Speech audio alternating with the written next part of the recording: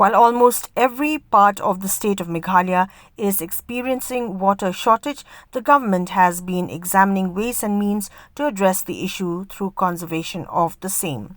Speaking to reporters today, Marquis Marak,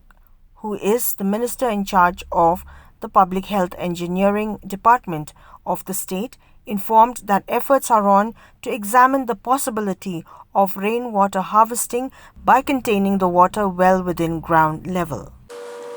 No, rainwater harvesting, it is, I don't know the concepts, and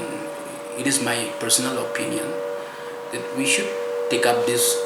rainwater harvesting individually if possible. If you are constructing a house, if you can go for a rainwater harvesting, that will be very, beneficial to that particular person. So therefore, I would appeal, if every individual, every household, whoever is constructing the house, if they can go for the, or want to go for a house rainwater harvesting, that will be very beneficial, and it will help the government also, and also to environment as well.